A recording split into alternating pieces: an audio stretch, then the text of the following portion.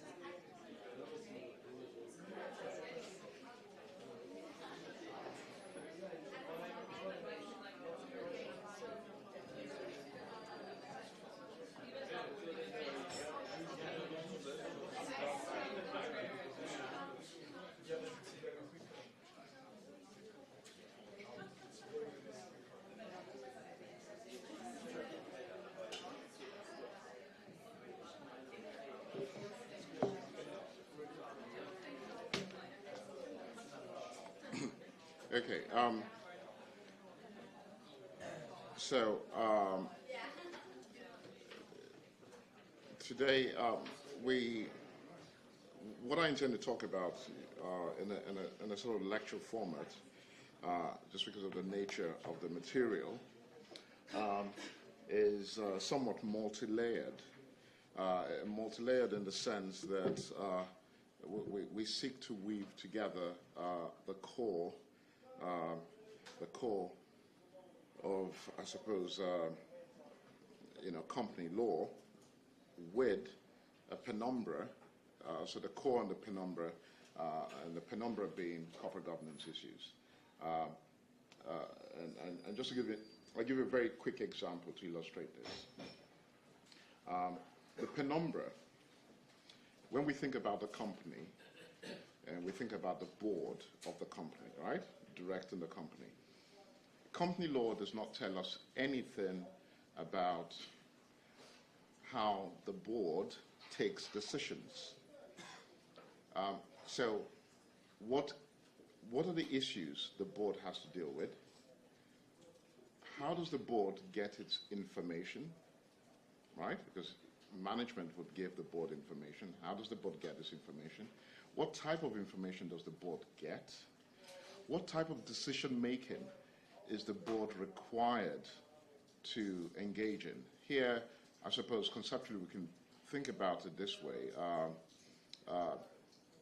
Programmatic decisions and non-programmatic decisions. Programmatic decisions are, pretty straightforward.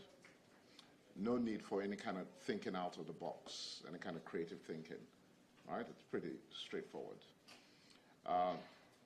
Non-programmatic decisions, the ability to sort of operate without data. Somebody said to me once, intelligence is about your ability to operate without data, kind of going back and trying to work things out.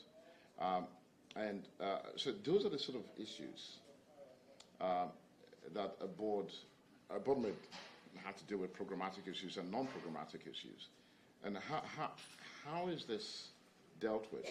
And then how do you then operationalize the decisions of the board? So the board has taken a decision, right? How do you operationalize it? Well, that's obviously a matter for management. How does the board get involved in the operationalizing of that decision? Now, these are matters of corporate governance. The law has nothing to do with this. So I say that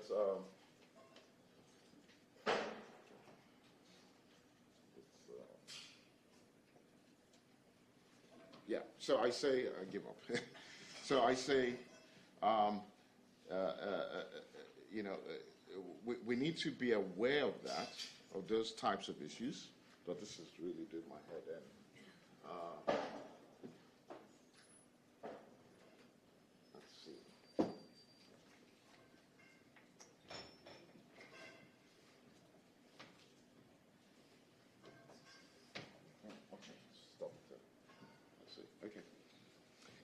So, and then, so that's the penumbra. But the core, when it comes to the core, we've got to think about, say, on the question I just talked about, what are the things that management cannot decide? Or sorry, the board cannot decide, right? So for instance, I'll give you an example. The power to ratify. That's a matter for shareholders, right? Common law assigns that to shareholders. Or let's imagine there's going to be a takeover of the company and the board wants to take frustrating measures, right? Only the shareholders have the right to authorize frustrating measures, not the board. You see, so what I've just done here in that last example, or the last two examples, is to show you how the law gets involved. So where the law gets involved, that's not really a matter of corporate governance. The law is simply saying there's some things shareholders do, there's some things the board cannot do. I gave two examples, the power of ratification. The second example, which comes from regulatory law, right? The power of ratification comes from the common law, you ratify. But from the perspective of regulatory law, there's also the power to authorize frustrated action. And those are things that the board cannot do anything about because by law, they're confided in the shareholders. Whereas on matters of corporate governance, they're not matters of law, they're what I call the penumbra, and that's why I'm trying to bring these two together, right? I'm trying to bring these two together. And therefore, if you're going to advise on a corporate governance issue, you need to know how these two things connect, right? So please keep in mind core and penumbra. And then another thing I want you to keep in mind,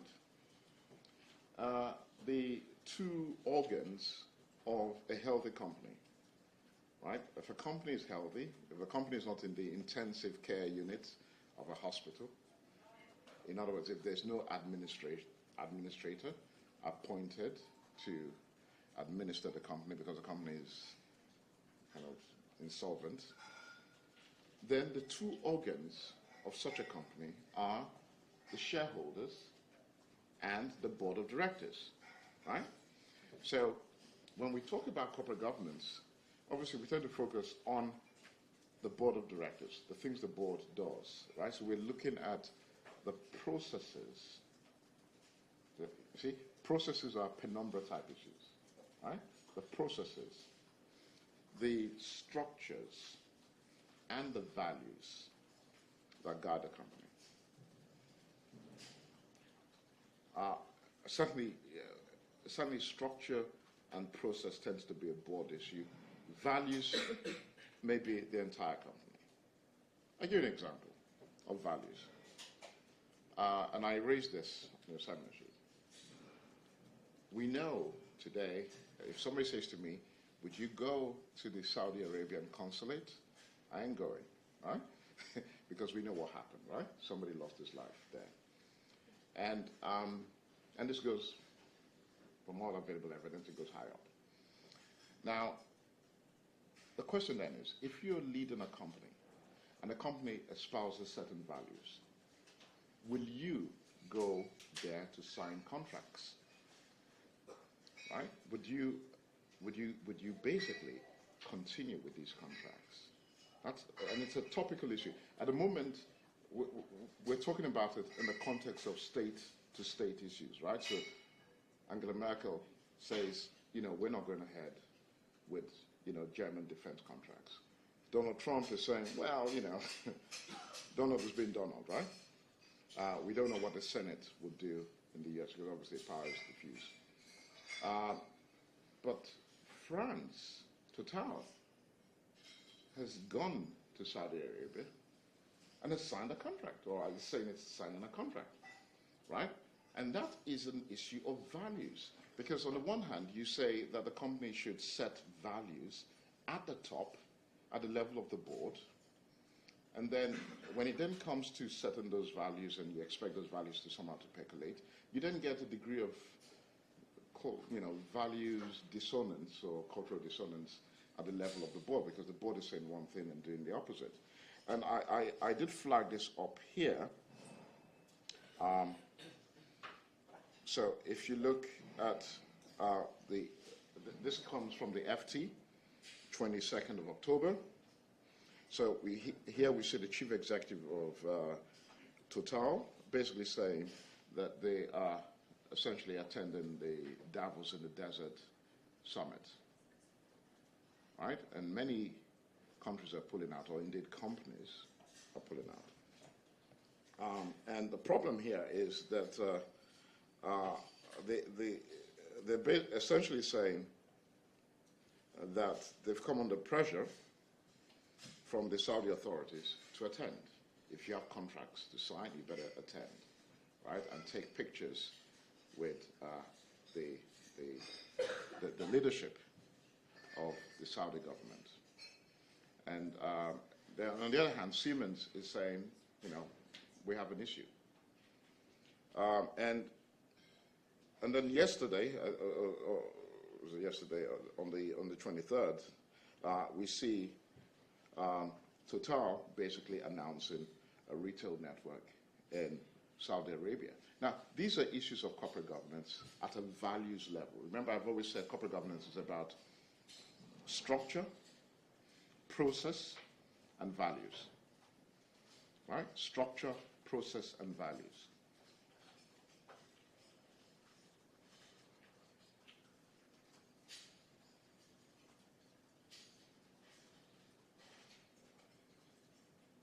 So what we've done so far is we're clear about certainly the bifurcation of the penumbra from the core. That's number one. We're also clear about the two organs of the company, the board of directors and the shareholders. And then the third one is the construct we've applied in this course, and that is, you know, issues of values, structure, and process. In regard to issues of values, I flagged up the problem with businesses operating in Saudi Arabia. Right? Okay. So I just want those ideas to be, in a sense, planted in your minds. Does anybody have any questions so far about where I'm going? Does anybody have any questions? No questions. Okay. Now, so in preparing this seminar, I suppose the best way. I mean, if you look at the textbooks, the problem with the textbooks. So if you take Gower, the focus is on the law, the core. So he goes into a lot of depth on the core. Right? You need to know a little bit of the core, but not too much. So you need to know how a company speaks. The voice of the company. If somebody says to you, how does a company speak? How do we know the decisions of a company? Then, from what we've just talked about, we know that there are two organs of the company, the shareholders and the board, and we will soon find out that when shareholders speak as the company, they speak through resolutions. That's the voice. The volume of this voice depends on how important the resolution is. So if they are to alter the constitution of the company, then you need the highest volume. You need a special resolution, 75%. You need a special resolution to alter the company. To alter the constitution of the company. You remember last time we met, we talked about the constitution of the company. If you're going to alter the constitution of a company under Section 21, then you need a 75%, and that's the highest voice. Right? On the other hand, if it's a simple decision, like the ratification by shareholders of directorial self-dealing, then all you need is an ordinary resolution, right? In other words, a simple majority, right? So the voice of the company through the shareholders is the resolution. And so far I've just introduced to you two types of resolution, a special resolution and an ordinary resolution. Normally we use an ordinary resolution for everything, unless statute tells you that you need a special resolution, right? and you use a special resolution for matters of a constitutional nature. So you want to wind up the company, the members want to wind up the company, the members want to alter the constitution of the company, then you use a special resolution. The voice of the company through the directors is the board resolution, right? So notice, these two organs speak for the company. They don't speak at the same time, otherwise there'll be confusion, isn't it? Right? So one of the things we need to do in company law is operate a rule against a diarchy.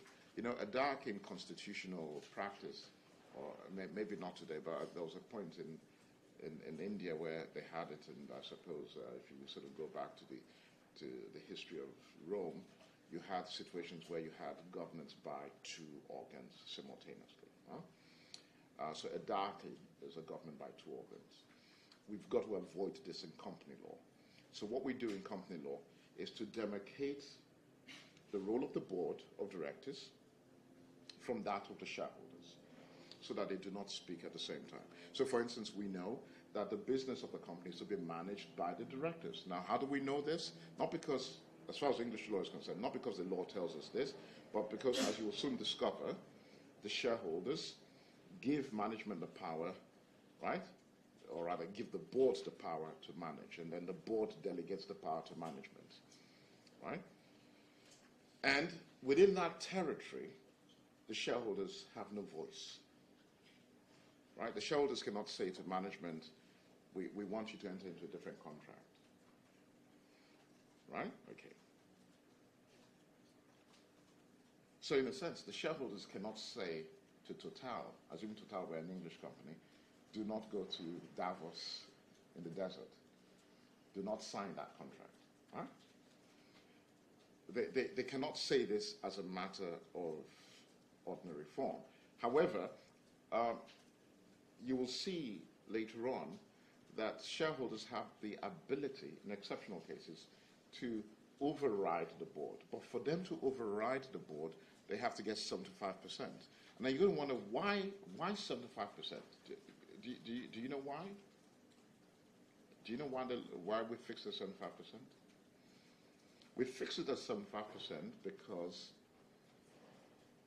at that level, we can alter, the shareholders can alter the rules of the game. The shareholders could alter the constitution and say, give us management powers. We don't want you to exercise management powers. We are the ones who know, right, how to do it.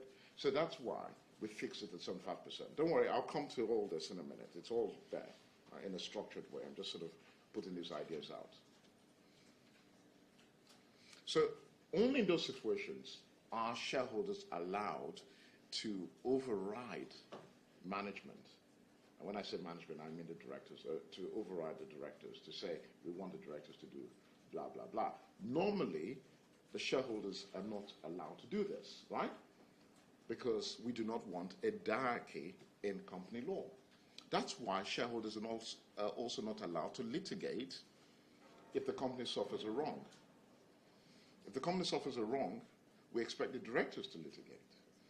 But again, we also know that in certain exceptional situations, the shareholders can override the board, right? If there's been governance failure. So if there's been governance failure, there's no diarchy, isn't it? Because if there's been governance failure, i.e., the board is refusing to litigate because they are improperly actuated by their own personal interest, and therefore they've refused to govern, then the shareholders can go to court and say, the board which has governance powers is refusing to govern. Allow us exercise that governance power. So in that kind of situation, you don't have governance by two organs. You actually have governance by one organ, right? So the point I am making so far is that these two organs of the company, the shareholders and the board, have separate roles.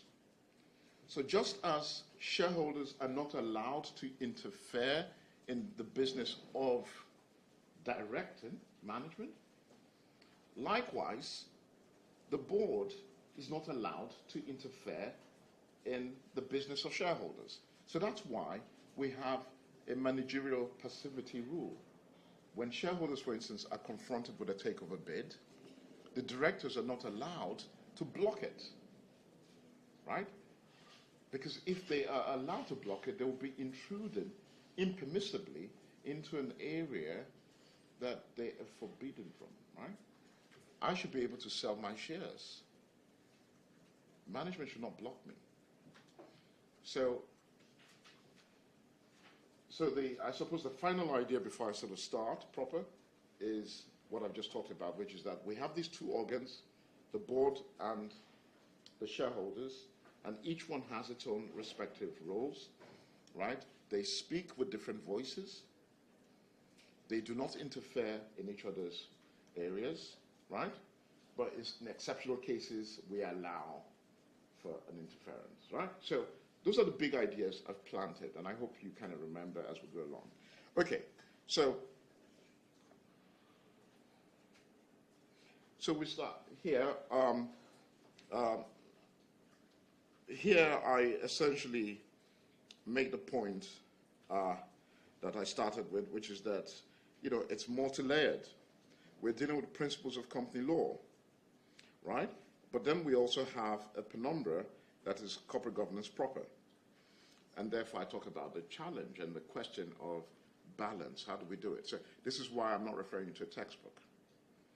If I refer you to a textbook, you'll spend too much time on the company law issues, and I don't. That's not what I want. Right? So, okay, so the question is, how do we strive for balance? And therefore, this document has been prepared to strike the right balance. And I'm hoping that after the class, you'll be able to, when reading, say, a company law book, you'll be able to know what's relevant and what's not relevant, right? So you don't spend too much time on the company law issues. You kind of use what we've talked about as a signpost to get what you need to know, right? Which obviously I'll talk about. And then, so things are pretty clear. Right? And I've given sort of examples of some of the company law issues. So clearly, the role of the board, appointment of directors, the remuneration of directors, removal of directors, the structure and composition of the board. And then if you look at chapter 15, it talks about, you know, decision making, right? So when it talks about decision making by these two organs, by the board, by the shareholders, and how do they speak? Right? So these are the company law foundational issues. And regardless of your jurisdiction, whatever jurisdiction you come from, if you're going to give advice as a company lawyer on corporate governance, you've got to know these foundational issues, right, within your system. Right? Okay. Now, so here I said, on the other hand, corporate governance issues which fall within the penumbra somehow outweigh the company law issues, certainly in the public consciousness. Certainly amongst the aficionados of company law, or corporate governance rather. And you know, I'm sure very soon we're going to get, I'm sure maybe now, I don't really read The Guardian much, but I'm sure if we read The Guardian, there must be commentary about what's going on in Saudi Arabia. I mean, the FT doesn't really say much, right? Doesn't make any judgment, right? Because, you know, they all want to make money.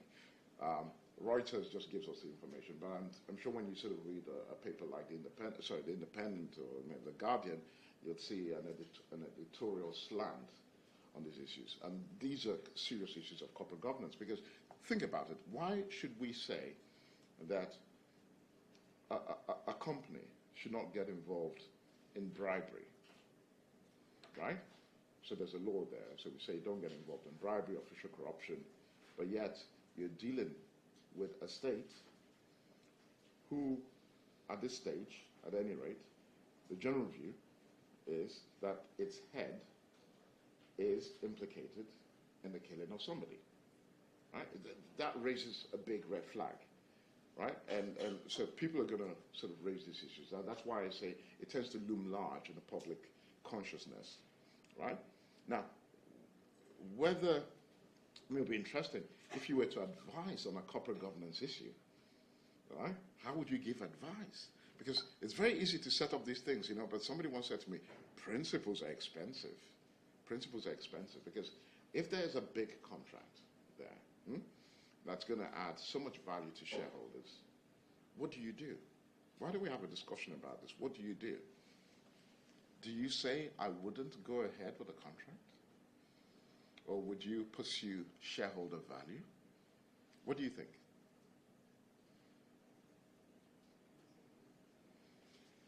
Yeah. Somehow I think an answer is coming up, and I just want to get it out. I think it's important to pursue shareholder value because when it comes to principles and issues of morals and values, you can't really give a standard as to what everyone thinks is quote-unquote right or wrong. Yeah. Whereas when it comes to the value of money, I think we can all appreciate Yeah. when the shareholders get what they're Yeah. So what's the difference between murder and bribery?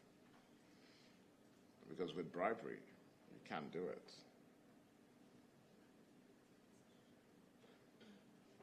That's a moral question, isn't it? The difference? Okay, so I mean, because with bribery, you can't sort of... I know I'm stretching it, right? And I know some people are thinking, it's not, but I'm being deliberately provocative. But I mean, if there is a contract, I mean, at the moment I'm having to advise on a contract where there's a contract with a state, and it's gone through all the processes, but the counterparty feels, and I think I remember I told you about the muddy waters thing. So the counterparty is a bit worried. A, because of the size of the contract, so it's about $26 million, and B, because the money has to be paid upfront, right? So the state is paying upfront, and the counterparty, who is under fire elsewhere, is worried, and in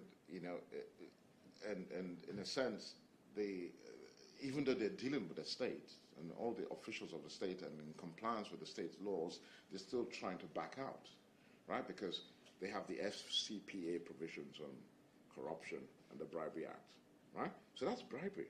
They were scared. They're going to make money, but they're scared, right? And then here, I mean, yes, I know there's been no judicial finding that, the head of Saudi Arabia is involved, right? So I'm not saying he is, but it doesn't pass the smell test, right? It's not looking too good, right? It's not credible. The reasons they've been given so far. So I'm just wondering, I mean, how do you make a distinction between that? How do you sell arms? Arms, that's what you're selling, by the way, to kill people. You don't make baby food with bombs, right? You sell arms to kill people. And this guy, well, not this guy, I have to hold myself back, but you understand the point. So how do you make this distinction? Especially if you're timorous when it comes to bribery. And I'd like to hear from you, just to get some kind of consistency.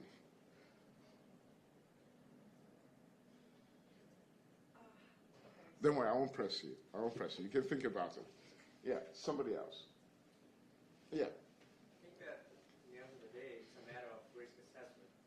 So, if there's something, if you're making business with someone that is obviously involved in something, or that money is obviously going to bribery or stuff like that, you would, kind of mark that as a red flag operation, and, at the end of the day, you have to have like a really good return in terms of capital for it to be What you want, yeah. Yeah, for the risk to be, acceptable. Or in that case for Saudi Arabia, for example, as long as there's nothing proven so far, so you are kind of in a gray zone, you can do your business until something else came up. Yeah, I mean, you and in fact, I could even take it a stage further to say not only has there nothing has been proven, that's number one. Number two, there is no legal requirement yet saying you shouldn't do anything until there are sanctions passed, right? Until a law says there are now sanctions, right? You can't do stuff, right? The problem, though, is that if we're in the territory of values, I don't think values is really just about law. Law is about the minimum, isn't it? Values espouses something higher. Yeah. Yeah, well, I think I agree, but I think the board doesn't only take into account legal risks, but also, for example, reputational risks. Maybe there is no law forbidding them to contract with this government under those allegations, but still there may be an impact to the reputation that the Precisely. directors may take into account, even Yeah. if there is no law forbidding it. Precisely. So that's a very good answer. Right. So in other words, we're not simply looking at the irreducible legal minimum. We're looking at reputation, which, by the way, under Section 172 of the Companies Act, which talks about the duty of directors to promote the success of a company, it's asking you to think about the long-term interest of the company. It's asking you to think about the reputation of the company, right? So if a lot of companies are pulling out and only Total goes there to sign, I think that would affect its reputation. Do you see? It will certainly affect its reputation. And in that case, I mean, it kind of reminds me of the sort of Starbucks problem, you know, when the argument was that Starbucks was sort of pursuing an aggressive tax planning strategy. Now, Starbucks wasn't breaking any law. They were just not paying too much tax, right? But they had to change, right, because of the reputational damage it was doing, right? So that's kind of the way I think it would be. So assuming you had this in a problem exam, right, the answer you gave would be spot on, basically. So what I heard about, okay, the duty to promote, you know, shareholder value, right? Section 172. So that means you go with the money, right? You go with the money. You follow the money. However, you think about reputation, right? You think about reputation as part of your risk management. We'll come back to you. And again, we're still with 172, right? So we've not left 172, Section 172 of the Companies Act, which talks about the duty of directors to promote the success of the company. So that analysis is there, and you can more or less decide it, even without any law on sanctions. Obviously, if you have a law on sanctions, then that's just the end, right? You just comply with the law. Does anybody have any questions about this? Okay, so I was talking about how this tends to be the sort of issue which looms large in the minds of the people. Anyway, so here we're looking at matters of structure and process. So structure and process when we're thinking about the board of directors. And then when we think about the second organ, i.e. shareholders, we're thinking about the participation rights of shareholders, right? So when we think about the board, we're looking at structure, process, you know, how does the board get to decide? How do they get briefing documents? How, you know, what kind of committees exist? And when we talk about shareholders, we're really thinking about the participation rights of shareholders, largely because of the intermediation of ownership rights. You know, most investors in the market here, in a sense, don't really get to vote, right? Because, you know, imagine you sort of get Goldman Sachs to, Goldman Sachs buys the shares or manages the buying of the shares, then the shares would then be, in a sense, given to a custodian, right? Custodian has no interest in voting. So the question then is, how do we get the shareholders to exercise their participation rights? How do we find a way to get the custodians to actually vote, right, and behave responsibly? So that's where we're talking, you know, because there's no point saying shareholders have ratification rights if the shareholders do not get to exercise the ratification rights. So remember, shareholders and the board, those are the two things we're talking about. Okay.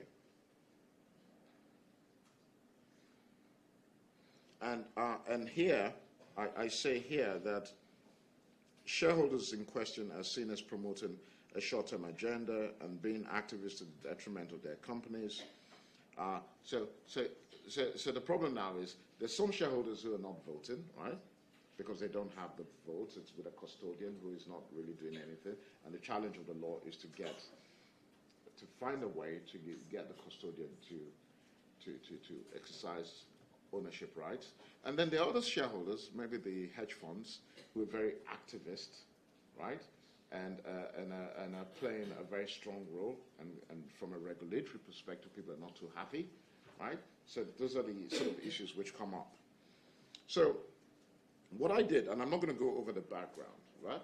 What I tend to do sometimes is try to make a connection between what we did before and where we're going, right? But I think that would be pretty straightforward for you. So what I've done on page, shows the end of page 1 and 2, right, is make that connection between last week and this week, right? So we then come here.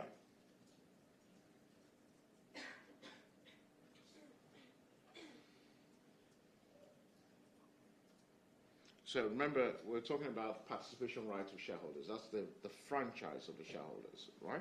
The franchise, the right to vote. And I say this is fundamental to our discussion today. The right to vote is not ordained by law. It is not ordained by law. Certainly in this jurisdiction, it's not ordained by law. In other words, there is no law in the Companies Act which says any share should have a vote, right? And now, many systems actually say that shares should have votes. I think it's bad design, by the way. I don't think the law should tell us who should vote and how much votes you should have. I think that's a matter for the shareholders, because you'll design your share and price it accordingly. You see, a share has three aspects, or could have 3 aspects, or any of these 3 aspects: control, income, and capital. Now, if you design a share without any of these 3, then it's not a share. But if you design a share with just one of these 3, then it's a share. The law should not teach us the design, right? So, in other words, I could design a share which is non-voting, right? And if it's non-voting, I could say, well, it's non-voting, but I want a high coupon rate, right? Because I don't want to be involved in your management, right? But if interest rates in the economy maybe is about 3%, then I want a coupon rate of 8%, right? So on my investment every year, I'm getting 8%, whereas if I put my money in a bank, I'm getting 3%. Now, if I'm getting 8%, I don't need control rights. I don't need to vote, because I have this super treasury bill that's giving me 8%. The law should not then tell me that I should have a right to vote, right? And I'll just give you an example of income, income and control. So English law says nothing about the right to vote. It leaves it to the shareholders, and then the shareholders decide this. So the shareholders could say, well, we'll give you these shares we call default shares, or otherwise known as ordinary shares, and you have a right to vote. And we could give you some other shares with super voting rights, right? But the key thing is that as a matter of law, it doesn't say anything about this, right? So this is why I say that it is not ordained by the state. And I said, but then I remembered that some jurisdictions fix this. So I said, well, at any rate in this jurisdiction. And I give this example. I said one shareholder may choose to go for a high coupon, so like a dividend rate of 8%, right? And no control. And another may prefer to wield control through the vote. In short, it's shareholders who agree the terms of the bargain without the state making the bargain for them. Right? Now, the key thing here is that once you allocate control rights to shareholders, the right to vote, then the board as an organ is not allowed to interfere. So I say here that the key point is that once control rights have been created and allocated, the law will not allow directors to prevent shareholders from exercising their control rights. Right? And that's a point I mentioned earlier. Remember, because we have to divide the roles of these two organs. So here, what I want to do now is talk about the emergence of these two organs. Right? The emergence of these two organs.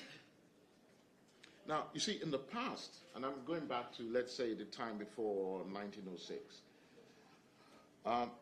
people actually saw things differently. So you have cases like, there's a case called Isle of Wight in Tehudin, where Lord Cotton thought that the board of directors was an agent of the shareholders. And in fact, he saw it in terms of master-servant relationship.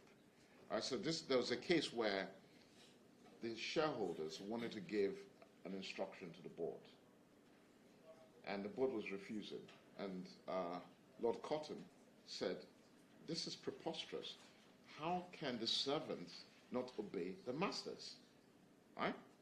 So he defined the shareholders as a superior organ that could give instructions to the board. But this was wrong. This was wrong. The correct analysis is that they're two separate organs and no one is superior. Right? And how do we explain the relationship of these two organs? Well, by the time we get to 1906, 1909, it's now clear. So we see cases like automatic cleansing and Cunningham defining the relationship in contractual terms. And let me illustrate it this way. Imagine we set up a company today. So the second before we set up the company, we're all acting unanimously, isn't it? Unanimously. Not 90%, 100%, the second before we create this company. And then, that second before we create a company, we say, this will be the board. So unanimously, we agree, 100%, this will be the board. And the next second, the board comes into life, right? Now, is that not, will it not be contrary to our contract for 51% of us to now change their minds and replace the board? Because we agreed on the board unanimously. So if we're going to change the board, change the powers of the board. So maybe we appointed a board and we said, the board has the power to manage the company, but not to rent property, right? That's the decision we've taken, unanimously, 100%. Then we set up the company, and then the next second, 51% seek to reverse that because they are now the majority. Then the law basically says, well, the judges say that no, this, when I say the judges now, I'm talking about post Isle of Wight and Tehudin, I'm referring now to automatic cleansing and Cunningham. The court is saying that that will be unconstitutional because by contract we arrived at this rule. Right? So the starting point really would be, if you want to change it unanimously. However, because we've agreed that to facilitate us, company law gives us a majority rule principle, and it tells us that if we want to alter the articles, we need 75%. Then if you want to change the constitution, or that power, or whatever it is, then you need 75%. So now the judges are saying, in automatic cleansing and Cunningham, so by 1906, 1909, you see the judges saying that if you seek to give instructions to the board, you must have 75%. Whereas if you looked at Isle of Wight and Tehudin, they would say, oh, the shareholders are the master, so 51% can give instructions to their servants. So now notice the language changes. It's no longer servants. It's now an organ, right? And how do we tell this organ what to do? We tell this organ what to do through our contract, right? 75%. And so here we have the automatic cleansing case. So when you read Gower, you will see that automatic cleansing is being discussed. Read it carefully, right? So here I'm saying that the courts at the beginning of the 20th century began to treat the board as an independent organ, right? And not as a servant of the general body of shareholders, right? So I'm not going into details about Isle of Wight and Tehudin and giving you a long list of cases to read. It's not necessary. That would be taking you too much into the core.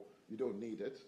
The key thing to bear in mind is that we're dealing with the board as an organ. And when you read Gower, just when you come across automatic cleansing, you know that this is important, right? Okay.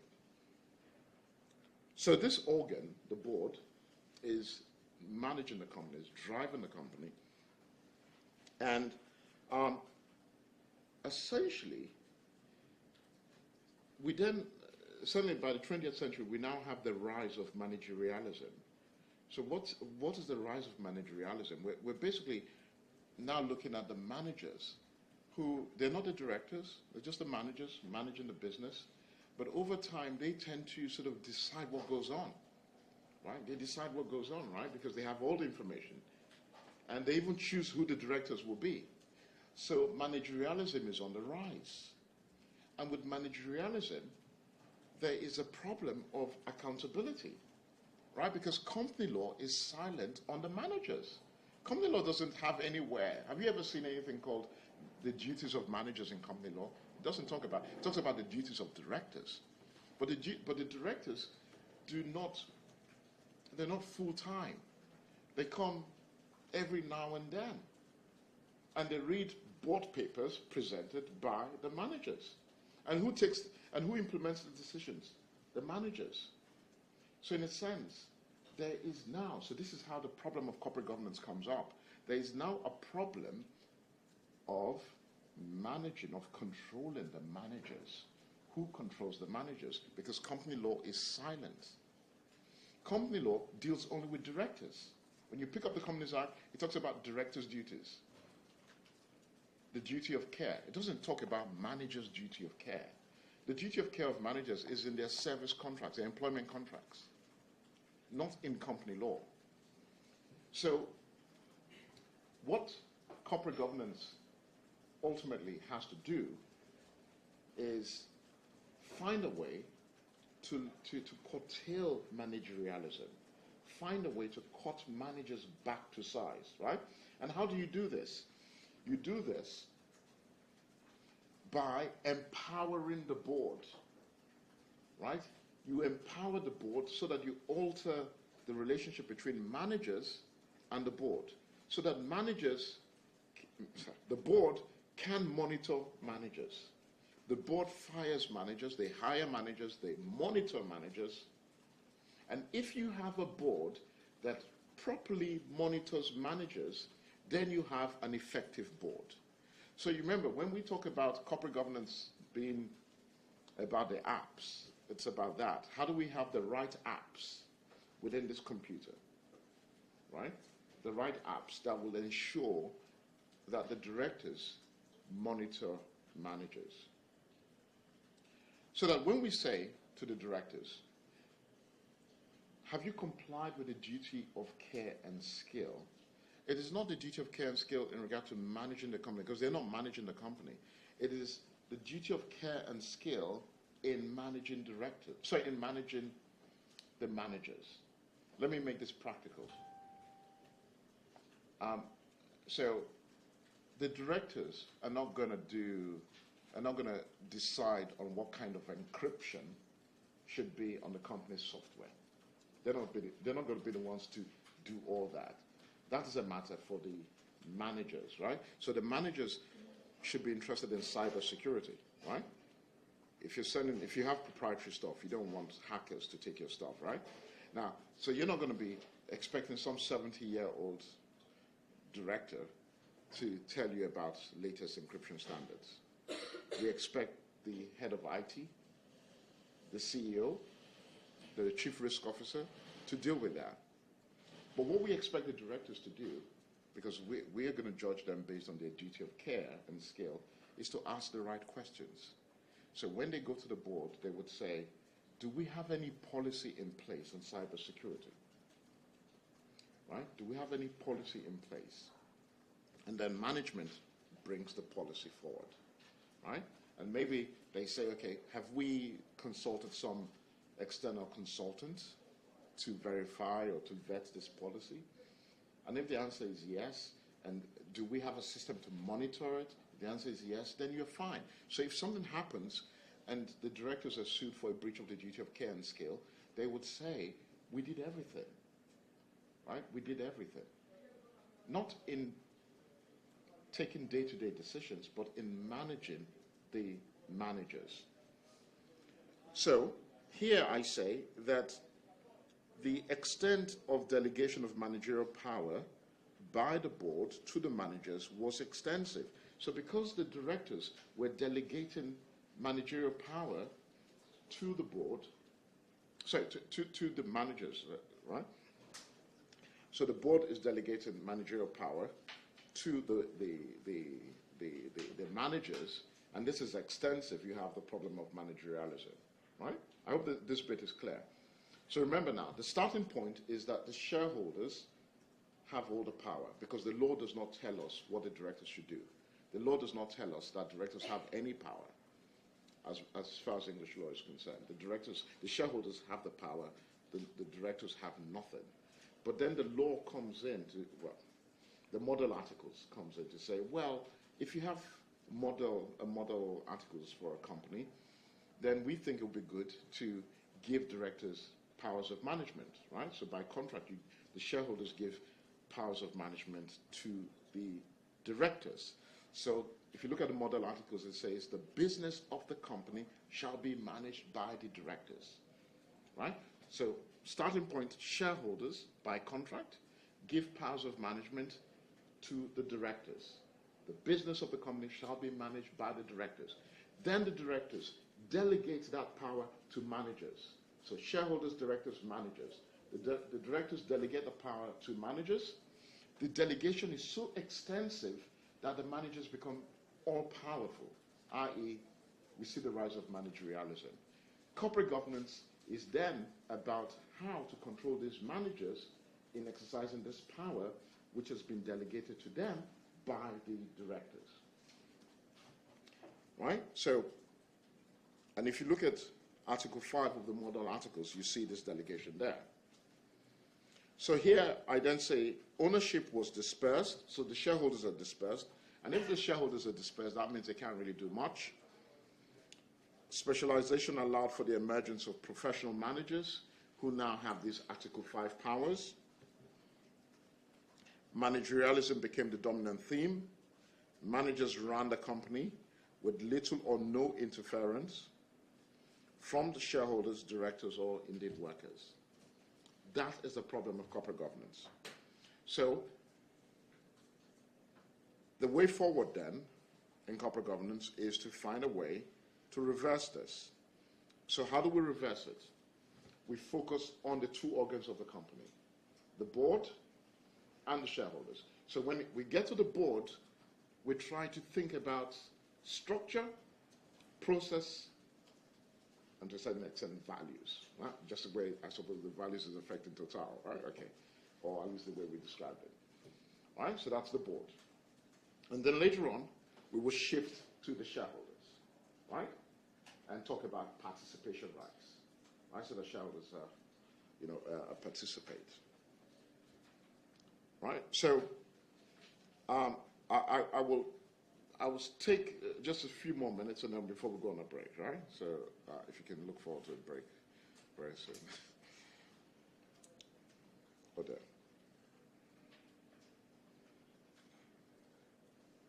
so let me just sort of walk you through this. So centralized management clearly has a lot of efficiencies, to have a cadre of managers running the company with specialist knowledge. It's very efficient. But the problem is that it carries enormous cost, agency costs, right? they can start doing all manner of things and we don't know what's going on. Right? So the advantage is efficiency, but the disadvantage is agency cost. So company law then tries to deal with this problem.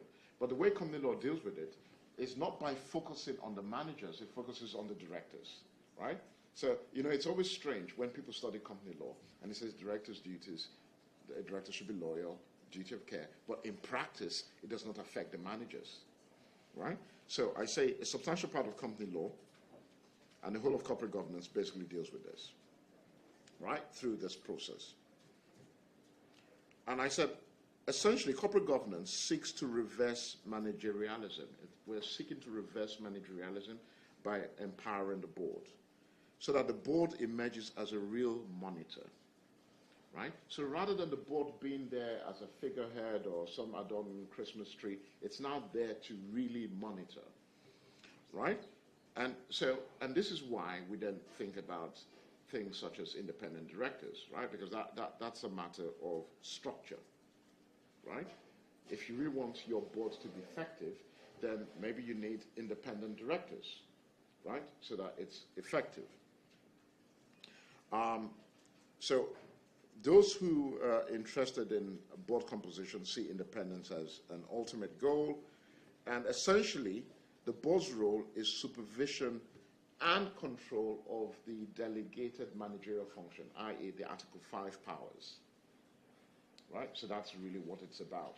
That corporate governance, at the end of the day, when you're on the board, you're there to supervise, to monitor that conferral of authority on managers.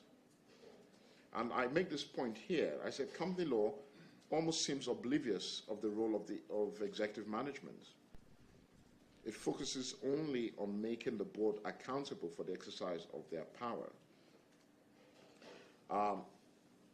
Right? So we now know what the heart of corporate governance is. It's ultimately about ensuring executive management effectively monitored. So if you look at the Code on Corporate Governance,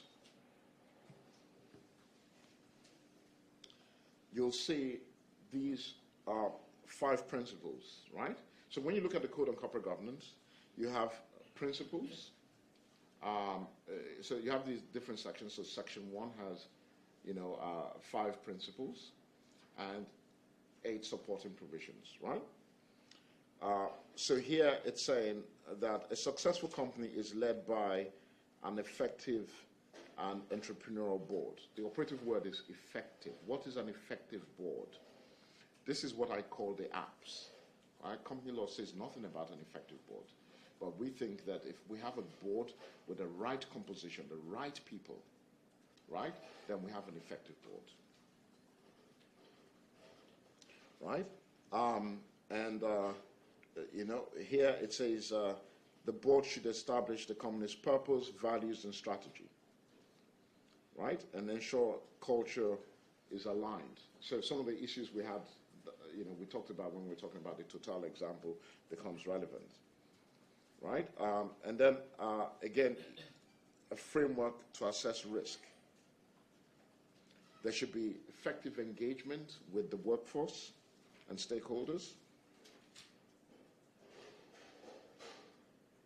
Right? And then here I say, and I'm not going to spend time here because you probably know what I'm talking about here. I said there's tension on the board. So you have, what's the tension? I'll stop here.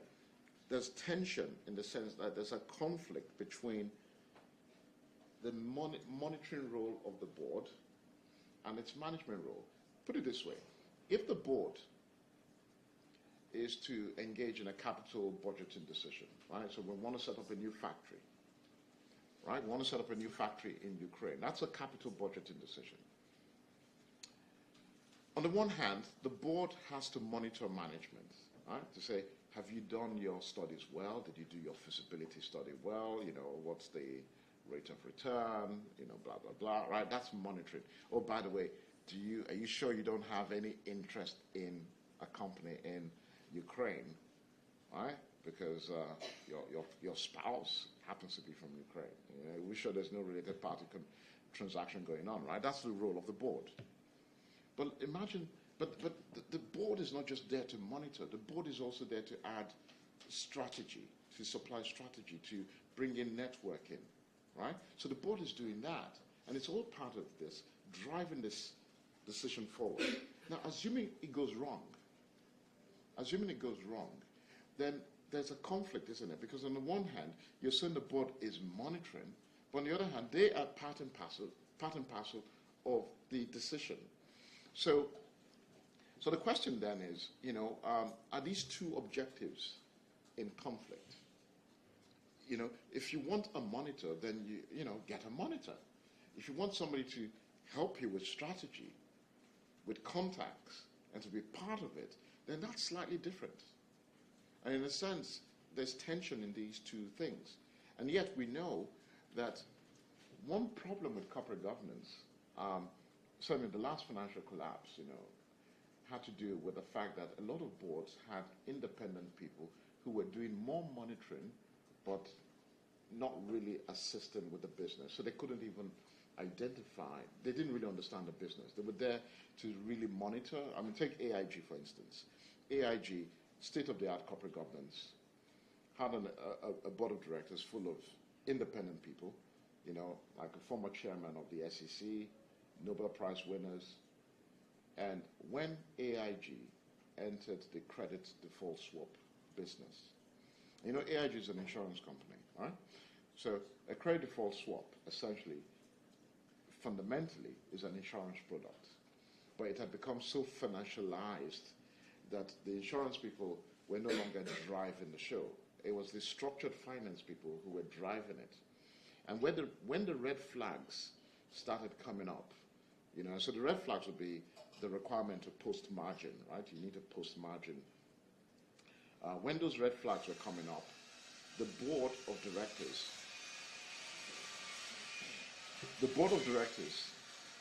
were oblivious. They didn't understand, right? They didn't understand those red flags. So you had a state-of-the-art board that was into monitoring but did not really understand the business, right? So you get that tension. So in a sense, there are two tensions there. The monitors don't really understand the business, and secondly, when things go wrong, and you've been part of the business, it then creates problems for you, liability-wise. And then the other problem, the other tension, is the tension of values, cultural values. And here I talk about tension in values. So the first problem I just talked about is the problem of adversarial monitoring. And the second problem I've just talked about is dissonance in culture. So the culture at the top is slightly different or very different from the culture at the bottom. Take Total. On the one hand, you're preaching one thing. On the other hand, the board is saying, let's go there to sign contracts. Right? So you get that dissonance. And that was the basis on which I brought the Total thing into the discussion. And I just want to flag up these 2 points before we go on that forthcoming break. So here, if you look at the Code on Corporate Governance, as I consider Principle B of Section 1, so we call it B1, it says the board should establish the company's values and satisfy itself that these and its culture are aligned. All directors must act with integrity and set the right tone at the top, lead by, example. And then the supporting principle says the board should assess and monitor culture. Where it is not satisfied that policy, practices, or behavior throughout the business are aligned with the company's purpose, values, and strategy, it should seek assurance that management has taken corrective action. So very good words in principle. So the question then is, how do you then apply it in this context? That's why I said total dissonance between the tone at the top and enterprise culture. Obviously, it's a play on words when I say total dissonance. All right, so we'll take a break here. It's 11:19 now, so we come back in 10 minutes' time. Huh?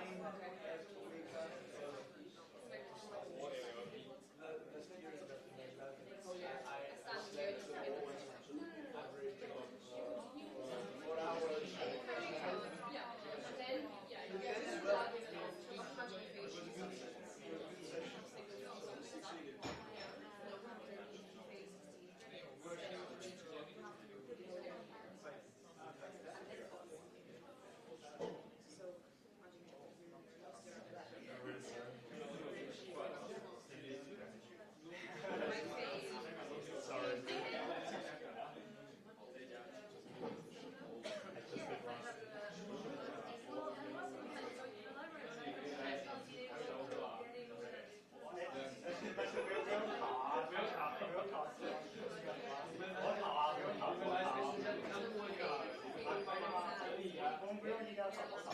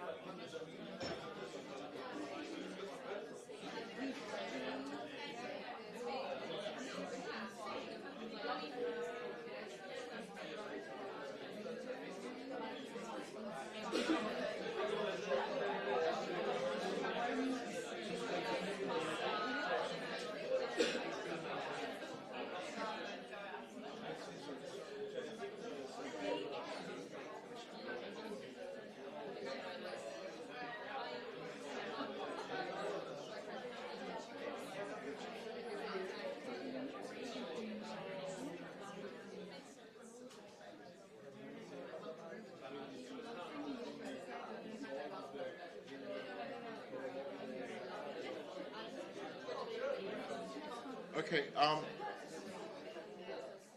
Okay. So let's start now.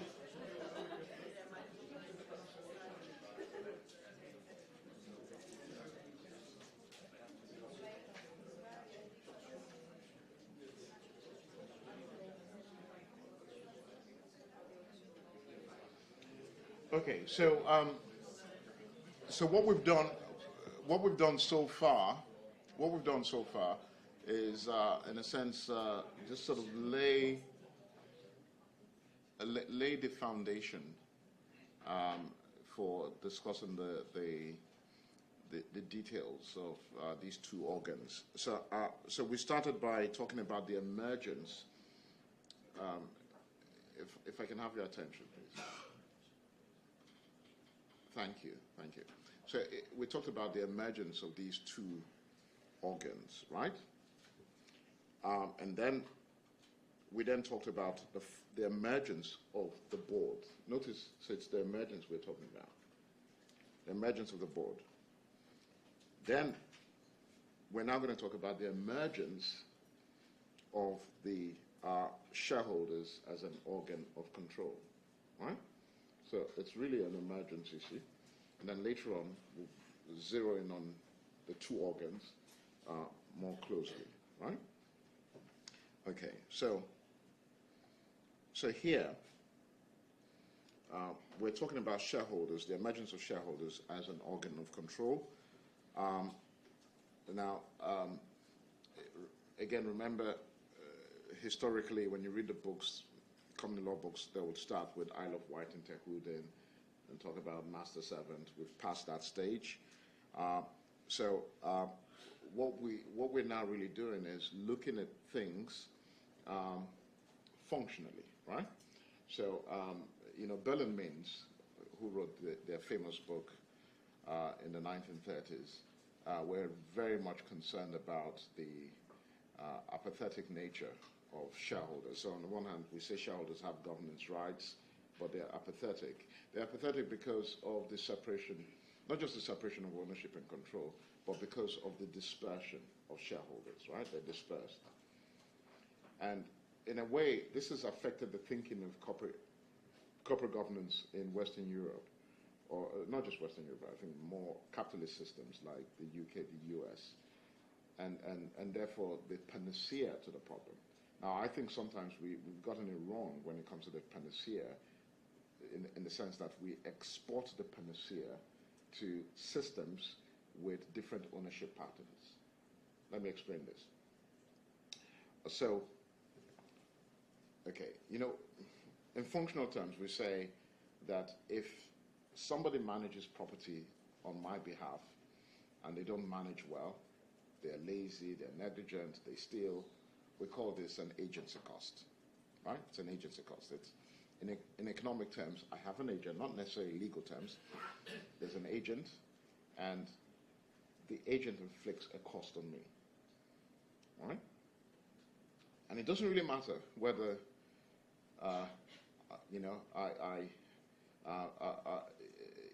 whether I am the one even doing the managing.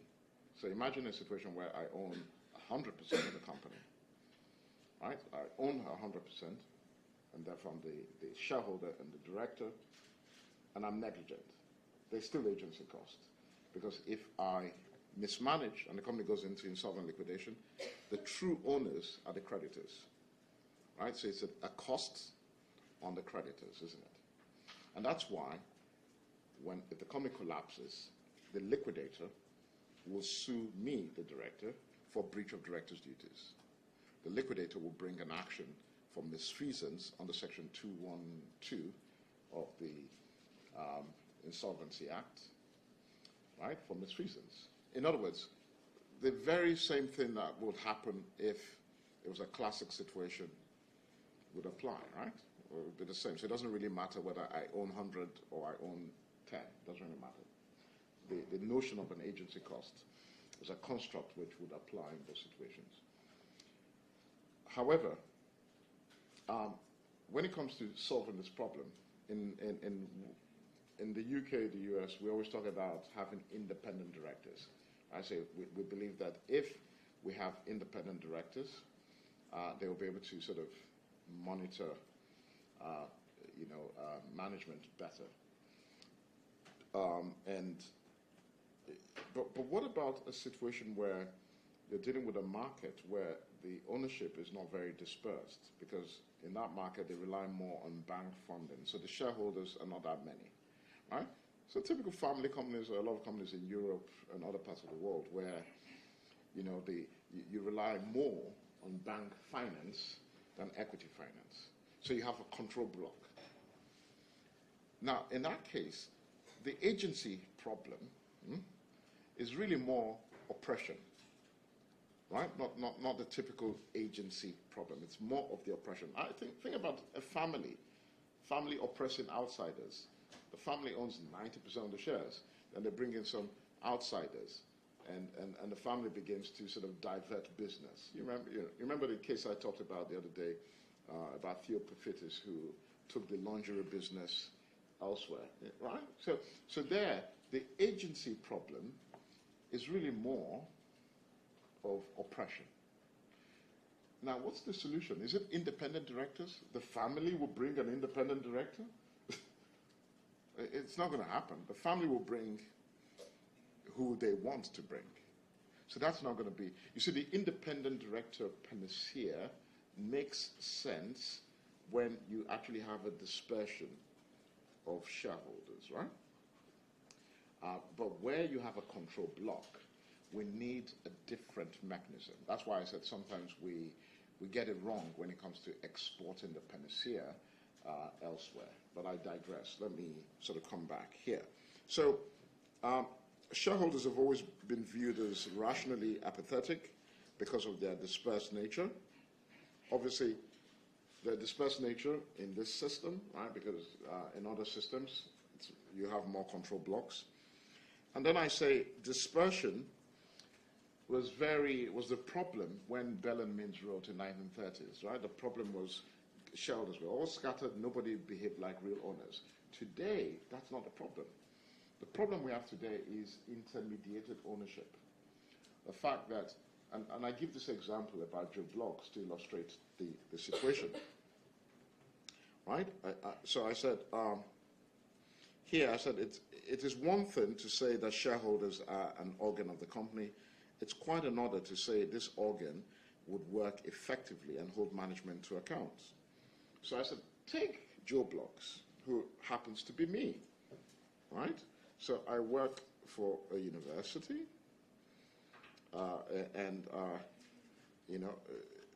you contribute a part of, Joe Bloggs contributes a part of his income together with the employer's contribution into a pension scheme. Then the scheme appoints a trustee to administer the scheme. The trustee essentially contracts the management of the fund to a fund manager. Now, the fund manager may be part of Goldman Sachs, some big business. So Goldman Sachs will not hold the shares that it purchases on behalf of the pension fund, but instead will ensure that they're held by a custodian company, right? So a custodian company will hold it. Now, the problem with that is that as a matter of company law, the register of members can only then have the name of the custodian company, not me, right? Not a Goldman Sachs, not the corporate trustee, but the custodian, the ultimate person, because of Section 126 of the Companies Act, which basically says that no notice will be taken of any kind of trust or whatever. Right? So the shareholder on record, the shareholder on record will be the custodian company because of 126. Yet the custodian has no interest in voting the shares in question. The beneficial owner of the shares is outside the radar, right?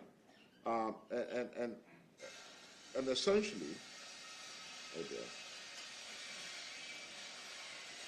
So I say in practice, what would happen is that the custodian, as the bare nominee, for the beneficial owner will receive instructions from the beneficial owner as to how to vote.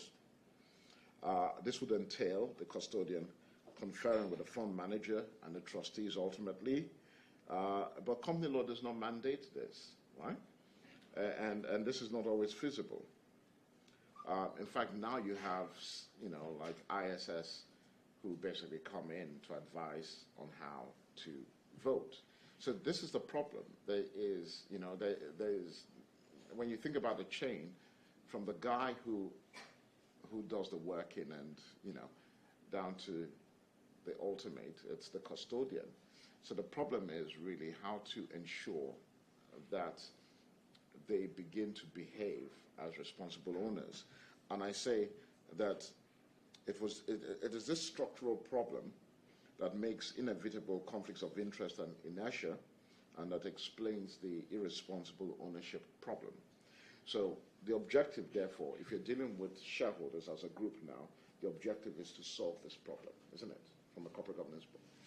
But before you begin to solve this problem, you need to know how this body operates.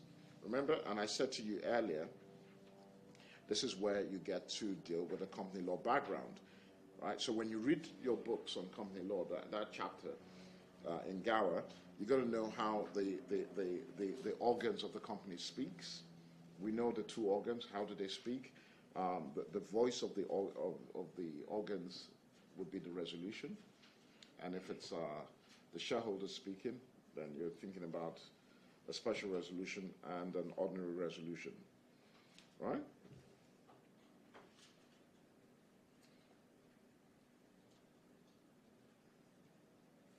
So here I then say,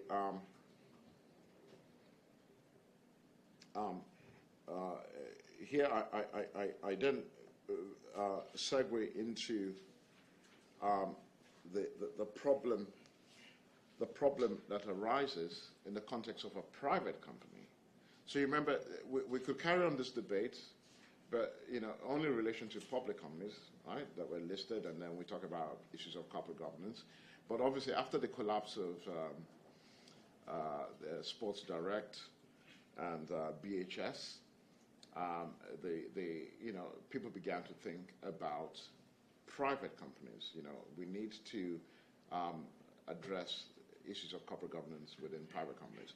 And so what I've basically done is show you how the whole BHS saga occurred, or rather the regulatory consequences of what occurred. So if you click the link, if you click the link here,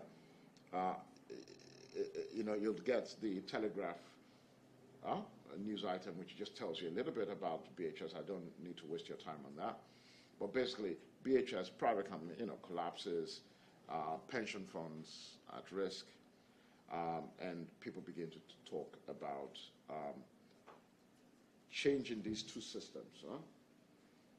The board, shareholders, in the context of a private company. And so what then happened was that the government appointed James Waite, CBE, to chair what they call a coalition group to basically produce a code of corporate governance for private companies. That code is coming out in December. We already have a draft, and that's the draft. Right? So the draft came out in June. It's being consulted on, and by December we will have this code on corporate governance. So the idea basically is to strengthen these structures we've been talking about, which apply to premium listed companies, to apply to unlisted companies. What do they propose in the major points? Well, I've put them there because I know we have a lot of ground to cover. So I've given you, and just let me also make a link with a regulation which has just come up also, right? So, so when this was happening, what then happened was that there was this regulation, the Companies Miscellaneous Reporting Regulations 2018, which was published in June. Now that comes into effect fully in January next year. And the idea basically is this. When these regulations come in and this new code comes in, the two, one way or the other, will catch relevant private companies. So private companies in this case would be, a company based on turnover, employees. Most of state-owned companies. Well, yes, because it would satisfy the criteria, right? Sending on. I mean, the reason why I don't sort of think about state-owned companies as my starting point here is that we generally do not have, as the norm, state-owned companies here. But if you look at the criteria, and I think I did give a list. I did mention the criteria here. Let me see. I don't know if I mentioned it. Probably no, I didn't. But if you click, you will see the criteria. Basically, it's looking at turnover, right? So I think it's 2 billion. So we're talking about big companies, big private companies, employees of about 2,000 people, right? And the idea basically is that the way this regulation comes in, it's basically saying that every company that hits, that falls within the purview should essentially make a corporate governance statement. So for the first time, the regulation defines what it calls a corporate governance statement, and this is it. So Regulation 25 supplies a definition of corporate governance. Right, and you can see it talks about the sort of things we've been talking about. And the idea is to weave the two. We're going to talk about this later on. I'm just sort of flagging them up. It's to weave the regulations with this report, right? So that, and basically to also apply the comply or explain philosophy, right? To them, so that way nobody sort of falls through.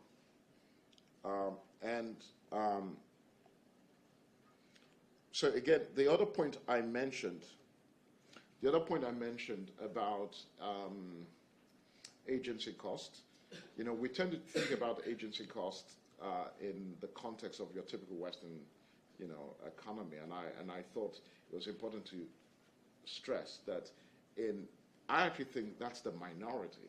Most countries in the world actually have a different ownership pattern. They tend to have more concentrated shareholding, right, than more dispersed shareholding, right? So you tend to have concentrated blocks, whereas in England, in the UK and the US, you tend to have dispersed one. But so when you look at the academic literature, because a lot of the academic literature comes from the UK, the US, it applies the typical model and then talks about the typical solution, i.e. independent directors. But I think that's misleading. And that's why here I say that, on the other hand, whereas is often the case in Europe, there is concentrated ownership, the problem of corporate governance is not one of agency costs, but of majority oppression of the minority. So it is important to bear in mind when suggesting a panacea, did I say well, maybe I meant to certain problems of corporate governance, because the ailment is not the same across jurisdictions. Sometimes I use voice dictation and it types something I didn't intend. But anyway, yeah. So now we've done this. So if you then sort of say, okay, let's now zero in on the precise rules, everything has been provided in very clear order. So remember, when we're talking about the board, I talked about Article 5. So the starting point will be Article 3 of the model articles, which says that the directors are responsible for the management of the company's business, right? So statute is not telling you this. It's your default contract, right? And then when the board gets that, the board then delegates through Article 5, right? Which you see here. So Article 5 essentially delegates to the executives, right? So I've talked about that. And then here we then talk about corporate governance provisions, and I've given you aspects of the code to read. So all you need to do is read section 1 and 2 of the code, and if you want to read GAWA, bearing this in mind, then you have that, right? Right? So again, as you read the code, look at provision 5, which supports section 1, which now talks about engaging with employees, right? So in the context of a unitary board, we don't introduce co-determination, but we talk about engaging with employees, right? So all I'm just doing here is flagging up these issues, right? And some of the questions we talked about earlier, like the tension between independence and board effectiveness, right? Or whether independent directors are key to effective monitors, I've addressed them. So essentially everything here are things that we have talked about. Just one point here. This article, Questioning Authority, is a very interesting one, and I think it's so good that I did summarize it. So in case you're not able to go and read the proper thing, you'll see that here the author talks about decision making at the level of the board, programmatic decisions, non-programmatic decisions. How does the board actually take decisions? And I think it'll be, hopefully, if you read this extract, you probably would go and read the article, right? But so I think it's something I would like you to do. Likewise, in regard to the other organ, again, I take you back to the Joe Bloggs example I gave you, and then I now show how we try to mitigate the problem through nomination rights and such like. And likewise, when I talked about, remember I said there are things that shareholders can do, such as ratification, authorizing frustrating action. I've brought all of them together, indeed changing the rules of the game, the Constitution. You already know them, but I've just brought them together. So here, if you look, right, so under the governance rights of shareholders, look here. Power reversion to shareholders. So if the board is deadlocked, power goes to the shareholders. The power of ratification. Rule 21 of the Takeover Code. The ability to change rules of the game, the ability to change the articles of the company, right? And all that. So, so essentially, and then maybe one last thing I did here is, not terribly important, but just to be aware of, there's soft law, right, outside the code. So you get these pension players in the market who basically say, if you want us to support your company, you comply with our code. And so what I've just done here is give you a code of the Pension and Lifetime Savings Association, right, with a code, so that when it comes to decision making, they're expecting directors to comply. So let's imagine you want to raise capital, right? You want to raise capital. You have to comply with this. If you don't, then these guys don't support you, and they're very powerful, right? Because they have over $1 trillion under management, right? And then lastly, the stewardship code. We'll talk about the stewardship code as we go along, but the point with the stewardship code is to ensure that those who basically vote or are required to vote behave like proper stewards, right? So we will be having reading week, right? So next week will be reading week. And I would like you to at least spend some time going over the ground we've covered. And I'll be uploading the seminar sheets for next week pretty soon so that you can get that all done. Thank you very much. Okay. Thanks. Yeah.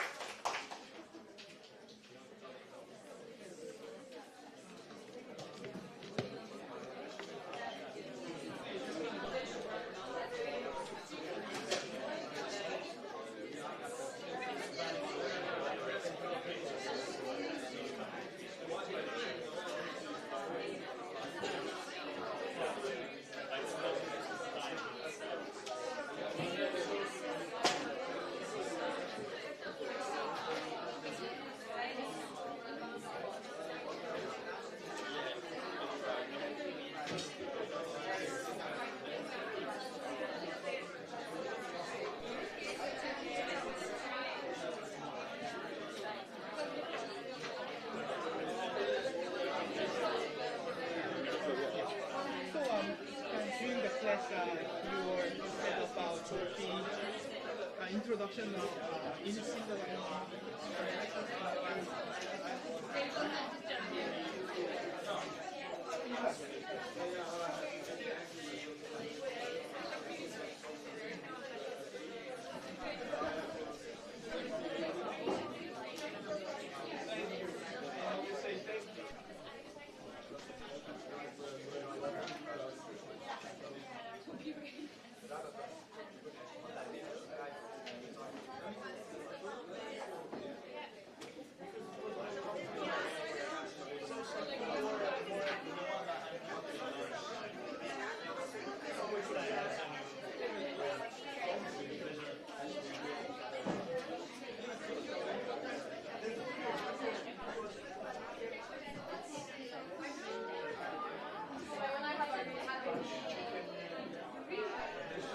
I